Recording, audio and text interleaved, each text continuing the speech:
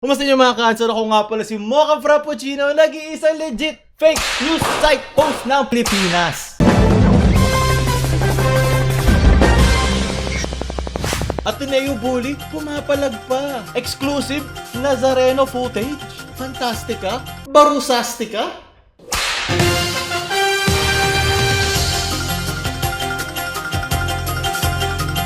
Nandito na naman tayo para talakayin ng mga balitang ina ngayong linggo. Alam nyo naman, in-interview ni Arnold Clavio si Joaquin Bordado. Siyempre, kailangan ko siyang panoorin. And siyempre, di natin pwede pakita lahat. Dahil matamaan tayo ng martilyo ni magtanggol copyright. Ayaw natin mangyari yun. So, ay buhay. Okay. Eksklusibo ko siyang nakapana. Nice blur. Nakangiti at hindi mababanag ang bigat ng kinahantungan ng kanyang mga nakunang umano'y pambubuli. Hindi ko magets yung pag kailangan pa sabihin ni Tito Arnold yung nakangiti.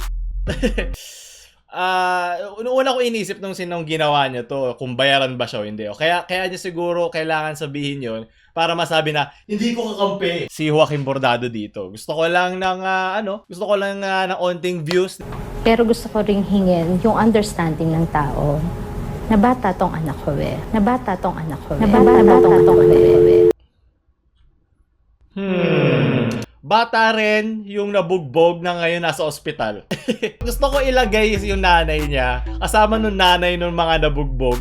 Tapos dun sila sa yung kay Tita Ami. Anong pangalan ng show na yun? Ayun yung face to face.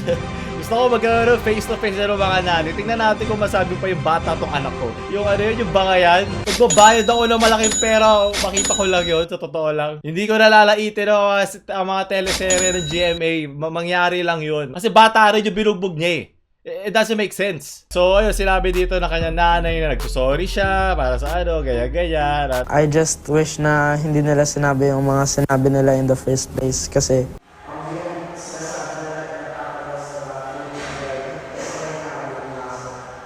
I was just defending myself. Hindi naman ako nang bubuli for no reason eh. So, kailangan mo pala ng rason. Joaquin Bordado. Ay! Wala pala akong rason para bugbugi ka. Sige. Maghanap lang ako rason ha. Penging rason, dali. Ikaw, meron kang rason, dali. May kailangan ko bugbugin. Ikaw, meron? Ayun, may rason. Kaya salamat ha. Babalik ko sa'yo babay rason na to. Bubugbugin ko lang itong batang to ha. O ito! Meron na akong rason. Ayan! Mo ha? So kailangan mo pala muna ng rason para makapagbully, okay?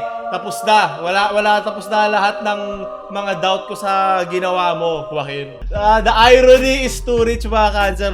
Sobrang weird makita na piniplay ito ng GMA habang sinasabi nung bata. Sobrang hindi ko ma-feel yung pagiging genuine nung pagsabi niya. Unang-una, nung binibidyohan siya, at alam niya binibidyohan siya, wala namang hidden camera dito. So kung ba, ginagawa niya to for posterity, diba? Yung masculinity na, tingnan mo to, bubugbugin ko tong batang to. yun yung kanyang mindset, diba? Makikita mo eh. Kahit isang tao nasa ilalim ng bato,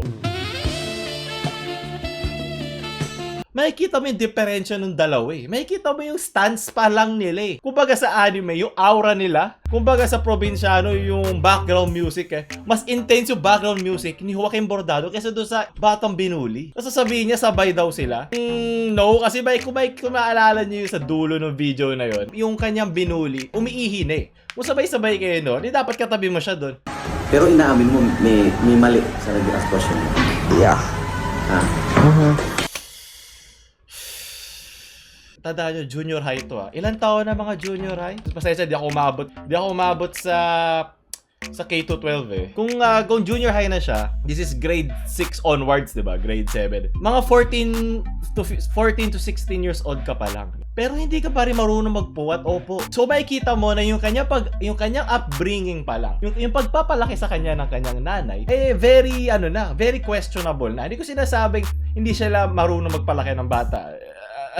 Sino ba ako, 'di ba? Pero it reflects on the kid. Nagre-reflect to lahat sa asta, sa galaw, sa salita, sa action at sa lahat ng paghinga pa lang nung batang 'yan ni Joaquin Bordado. Yung nag-i-interview sa'yo, si Arnold Clavio, isang prominenteng reporter na meron ng history sa industriya. At kahit very questionable yung pag-interview ni Tito Arnold dito, ni Arnar, yung pagsabi lang ng opo, hindi niya masabi sa isang taong dapat kilala mo na, di ba? Yeah! Hindi, opo. Pero sige, fine, baka masyado lang ako nag-iinarte. Ipagpatuloy natin. Hindi niya masagot ang diretsyo na meron siyang mali. Kasi sabi na, hindi dapat ako ganun ka-violent. So dapat, umaksyon pa rin ako, nakipagsuntukan pa rin dapat ako, pero dapat hindi ko pinahalatang wala siyang magawa sa akin. Sabi niya, gusto niya daw makipagsuntukan mamaya. Sabi ko, sige mamayang dismissal. Tapos nung dismissal ngayon, pumunta kami sa CR, tapos umihi siya, tapos nagsasalita ako. Tapos yung nangyari sa video. Hindi. Imposible. Kasi hinamon mo siya sa CR eh. Kung alam niya magsusuntukan na kayo, hindi mo na kailangan maghamon ng bugbog o dignidad. Kumbaga, coming in, alam mo na ikaw yung nasa attacking position, kumbaga sa Yu-Gi-Oh. Huwag kang tayo maglokohan dito, please. Bas fake ko pa sa legit fake news site na tong balita ngayon. Huwag mo akong pinagluloloko. Imposible yung sinasabi mo. And coming from you, sana kung magkatapat kayo ng bata, hindi. Ikaw lang nakapag-voice out nitong sinasabi mo na ang gusto ng bata ay magkipagsuntukan sa'yo. Pero nung pumasok ka sa CR, ikaw pa yung naghamon ng bugbog o dignidad. Hindi naman bullying yung ginawa ko. Close friend ko yung nakaaway ko na yun. Anong klaseng close friend ang pinapaluhod mo tapos papaluin mo yung ulo? Bend the knee. Bend the knee. When he bends the knee. Kung ganyan ang mga close friend mo, Joaquin Bordado, paano pa yung magiging kaaway mo talaga? Anong pwede mong ipagawa sa kanya? Diba, sabi nga doon sa quote, diba, if this is how you treat your friends, who needs enemies, diba? Sabi mo, pre, total bata ka naman, diba, sabi ng nanay. Okay. That was just a joke na dapat sa amin lang sa mga friends. It's a joke. O sige. It's a joke. Mga makikita mo sa mukha nung pinaluhod yung joke. Nakikita mo yung pinaka-humor nung joke na to sa mukha ng punyetang binuli niya. Diba? Maawa ka at nakagigil. It was just for fun. Kaso nga lang, it looked bad. It looked bad on you kasi ikaw yung nahuli. Sayang ako. Dapat tayo na nakita dito. Para na to hazing with extra steps. Kung ito yung version mo ng pakikipagkaibigan. Marami ka magiging kaibigan sa bilibid prison. Ako, ganyan din sila magsiasta lahat, di ba? Mga siga-siga, di ba? Lahat ng pakikipagtalo, dinadaan sa suntukan, di ba? Hindi sa maboteng usapan. Dinadaan sa maboteng suntukan.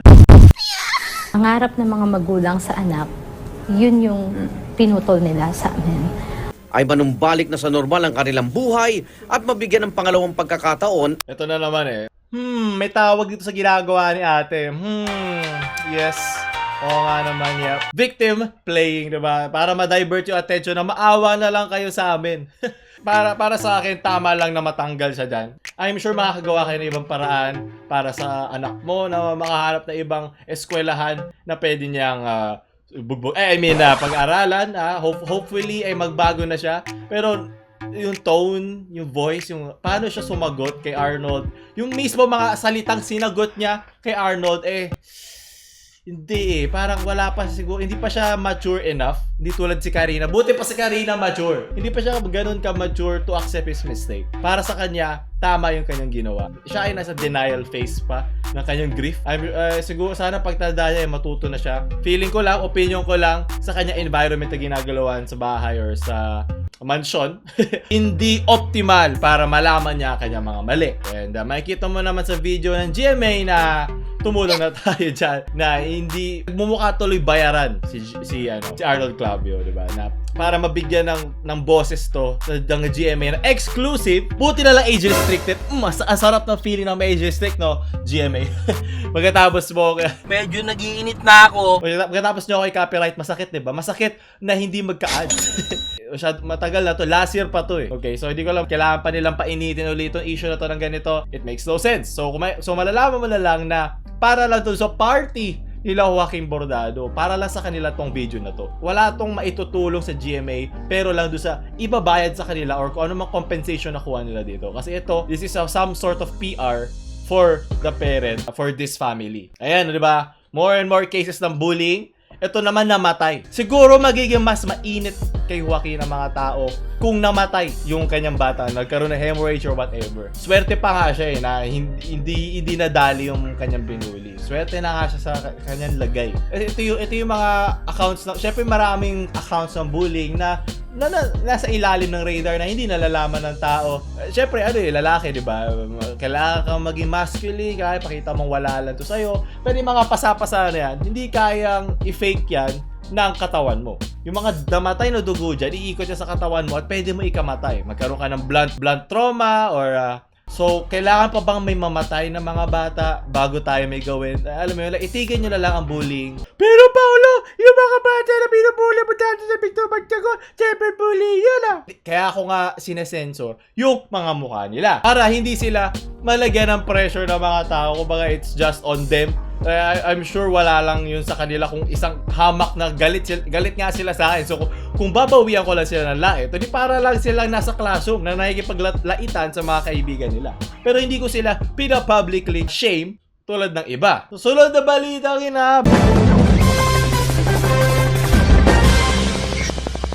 Balitang-balita, ang Fantastica daw ay basura, sabi nila. So, hindi na ako nagulat. Alam nyo naman yan. So, PG daw to. So, ibig sabihin ng pambata, di ba? Pampamilya daw. Hindi lang pampamilya!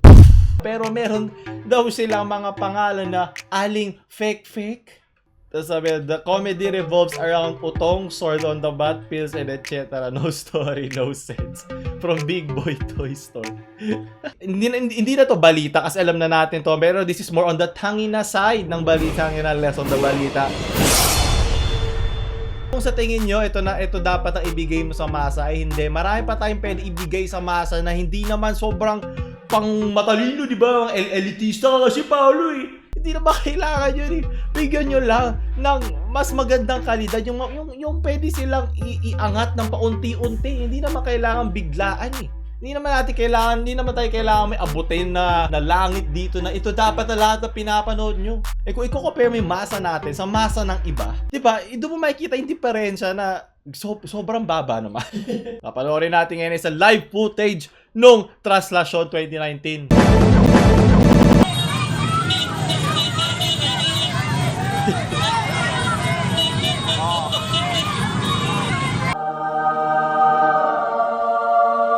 Ayan, Viva Nazaret Horse ang mga debote nung translasyon nung huli. Yan ang masarap inumin pagkatapos mong maglagyan ng espiritu. Ibang espiritu naman ang lagokin nyo, di ba? So pumili na kayo. Deboto o dignidad?